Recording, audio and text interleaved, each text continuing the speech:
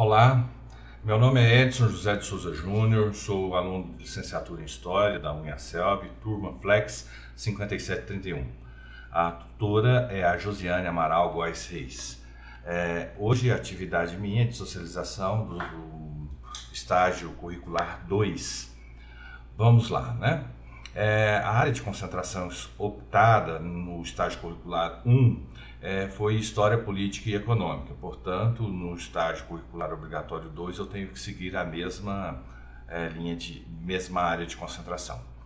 Tema: a História Política e Econômica da Sociedade como condicionante para o desenvolvimento.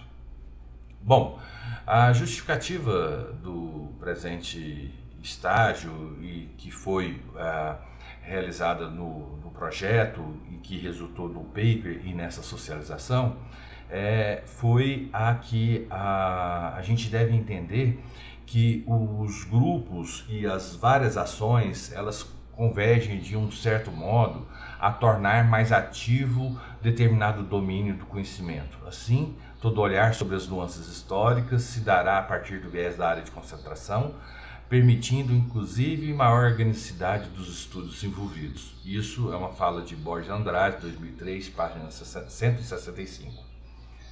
Eu coloquei também no texto como justificativo uma frase de Marx no livro Capital, que já dizia que a história política e econômica de um país é marcada pela luta de classes entre detentores do poder econômico e os trabalhadores, que buscam garantir seus direitos e sua sobrevivência em contexto de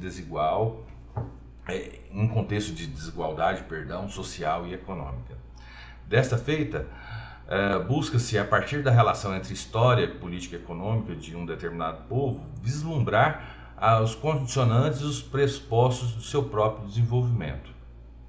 Bom, como objetivo geral do estágio obrigatório 2 é realizar as 5 horas de regência no ensino fundamental e 20 horas de observação, tanto em sala de aula quanto da estrutura da instituição escolar.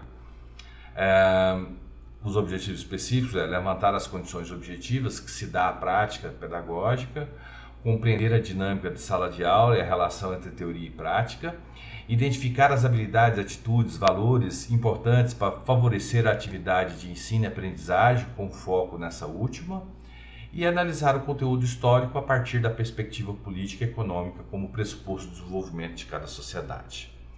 A fundamentação teórica foi a partir de vários autores, Brandão, Furtado, Sen, Souza e Freislenberg, bem como outros autores como Freire, Caio Prado Júnior, dentre outros, né?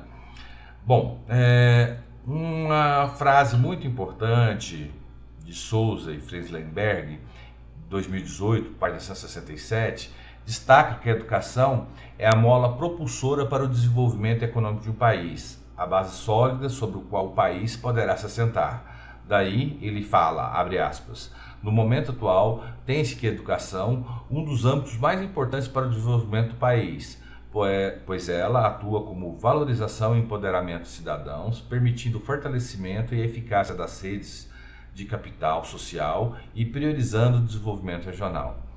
Por meio da aquisição de conhecimento, o indivíduo aumenta a sua renda, sua qualidade de vida e, consequentemente, ocorre o crescimento da nação, ainda que seja um processo lento e que necessite constantes ajustes.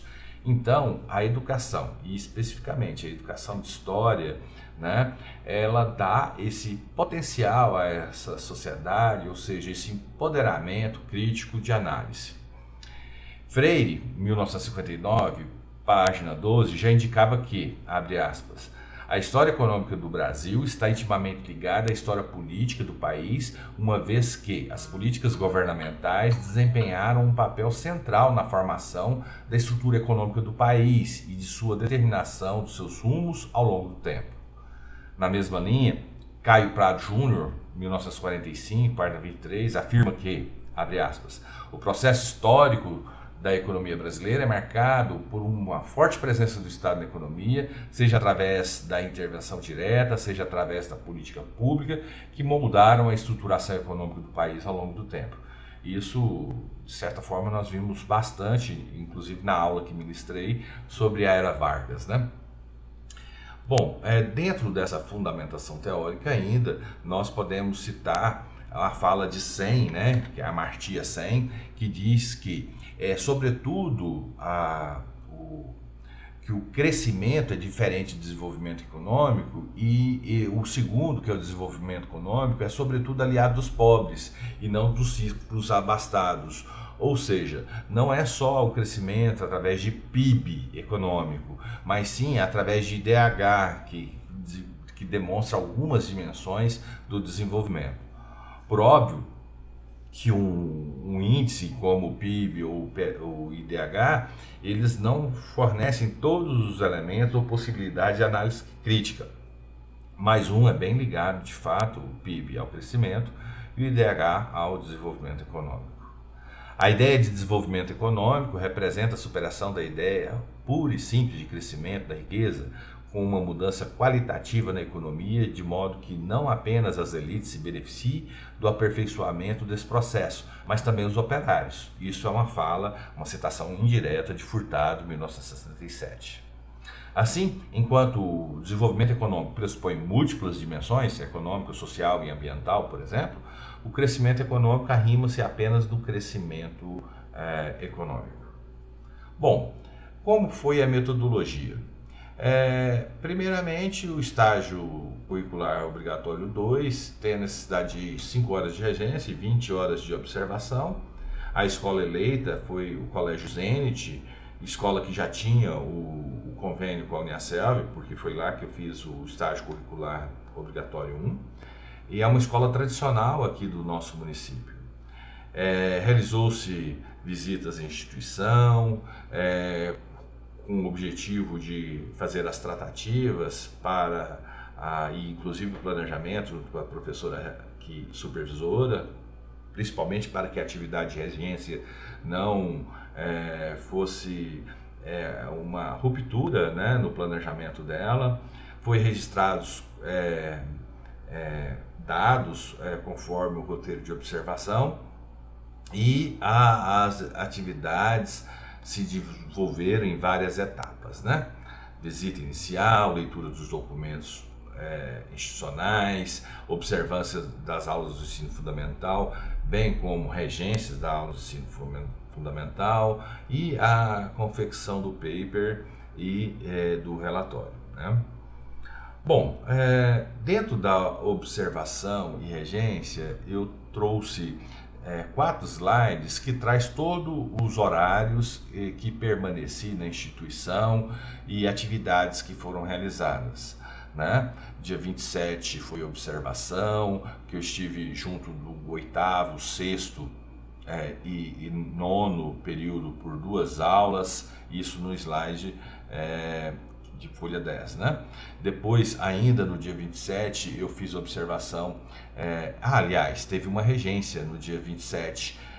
A primeira aula de regência foi no dia 27, das 10 às 10h50, que eu inclusive falei do Estado Novo, né? Conforme planejamento, utilizando os recursos didáticos, que é o livro didático que a escola adota, segundo a bibliografia que inclusive está lá no plano de aula do projeto que vai ser anexado na plataforma, né? No segundo slide da observação e regência, temos aí 1, 2, 3, 4 aulas de observação e depois a segunda aula de regência, que aconteceu dia 27, 2 observações, 29 aí nesse slide, 2 observações e 1 regência. Já foi lá no 8º ano que eu tratei do iluminismo, né? O terceiro slide, que trata dessa questão, tem atividades ainda do dia 29, que foi a 3ª, 4ª e 5ª aula de regência. Eu voltei para o 9º ano, continuando na Era Vargas, já falando da identidade nacional. No 7º ano eu falei da contra-reforma, ou melhor, reforma católica, né?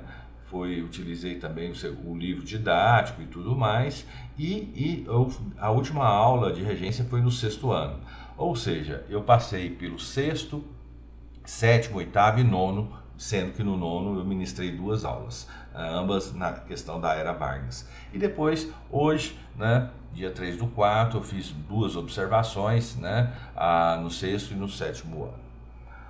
Bom, o plano de aula que eu anexei aqui, eu anexei o plano de aula que eu dei do 9º ano, o primeiro dia, depois do 8º ano, depois do 6º ano, depois novamente do 9º ano e depois finalmente do 7º ano. Essa foi a ordem dos planos de aula que contemplam, né, todos os elementos mínimos exigidos em relação ao estágio. Bom, vivência do estágio, né? Foi muito agradável, extremamente surpreendente a minha vivência com a professora do ensino fundamental, a professora Beatriz, bem como os outros professores na sala dos professores, né, nesse período. Tive um convívio extremamente rico, né, com todos os atores ali. Os resultados foi extremamente positivo. A diretora, a professora, supervisora, bem como os alunos, me deram excelentes devolutivas, né? Segue o último slide, que é as referências bibliográficas, né, que já tem algumas novas referências do semestre passado para esse, o link de apresentação, e a última página tem uma frase de Paulo Freire e um bilhetinho que eu colacionei aqui, que eu recebi dos alunos do 7º ano. A frase diz o seguinte: o educador se eterniza em cada ser que ele educa. Bom, e eu recebi esse bilhetinho lá do 7º ano, falando assim, melhor professor de história, assinado vários alunos. E dentre um desses alunos, que era o aluno Gustavo, era aniversário dele do dia, e ao fim e ao cabo quem ganhou o presente fui eu, né? Então é muito gratificante trabalhar com crianças e adolescentes, e pré-adolescentes, foi extremamente maravilhoso. E foi muito engrandecedor esse estágio. Eu agradeço imensamente pela oportunidade que a Uniaselv me deu. Então é isso, muito obrigado. Precisando divulgar a presente socialização, fica previamente autorizado, ok? Estou à disposição para eventuais contatos, se forem necessários.